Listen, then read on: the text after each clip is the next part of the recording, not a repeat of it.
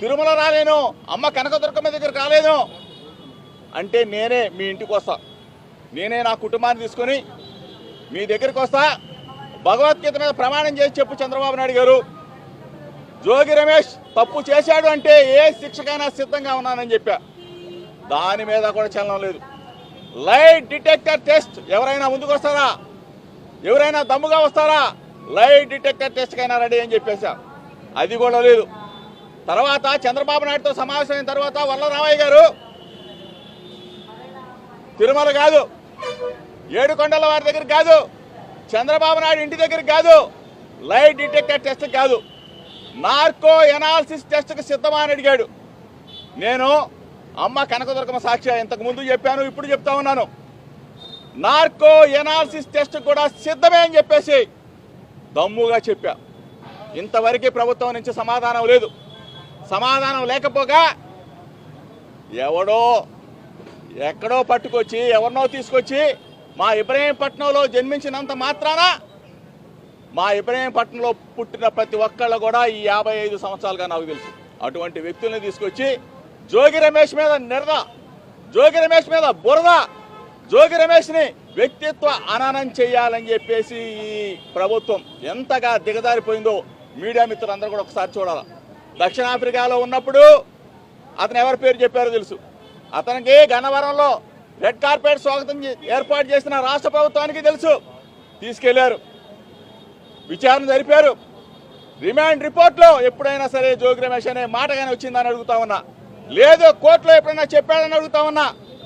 ఒక వీడియోని, ఆ వీడియో కూడా అతను బాంబేలో సెల్ ఫోన్ పోయిందని చెప్తే ఆ వీడియోల ద్వారా జోగి రమేష్కి సంబంధం ఉందని చెప్పేసి, అంటే ఏ స్థాయిలో చంద్రబాబు నాయుడు ప్రభుత్వం లోకేష్ దిగజారిపోయారో ఒక్కసారి మీడియా మిత్రుల ద్వారా రాష్ట్ర ప్రజలు గమనించమని అడుగుతా ఉన్నా.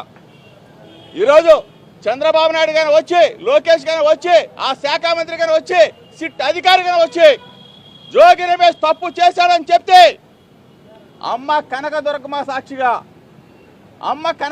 సాక్షిగా ఇక్కడే ఉరి వేసుకొని చచ్చిపోవడానికైనా జోగి రమేష్ సిద్ధంగా ఉన్నాడని చెప్పేసి రాష్ట్ర ప్రజలకు చెప్తా ఉన్నా. తప్పు చేయని నన్ను, నా వ్యక్తిత్వ హననాన్ని దెబ్బతీసిన ముఖ్యమంత్రి చంద్రబాబు నాయుడు, నా వ్యక్తిత్వ హననాన్ని దెబ్బతీసిన లోకేష్, మీరు సమాధానం చెప్పాలా. ఈరోజు ఇంత దమ్ముగా, ఇంత ధైర్యంగా గుండెల మీద చేయవేసుకొని నా కుటుంబాన్ని తీసుకొచ్చి నా భార్య పిల్లలతో సహా నీ ముందు నిలబడ్డా, అమ్మ కనకదుర్గమ్మ ముందు నిలబడ్డా, కృష్ణమ్మ తల్లి ఒడ్డు నిలబడ్డా. దయచేసి రాష్ట్ర ప్రజలు గమనించమని కోరుతా ఉన్నా.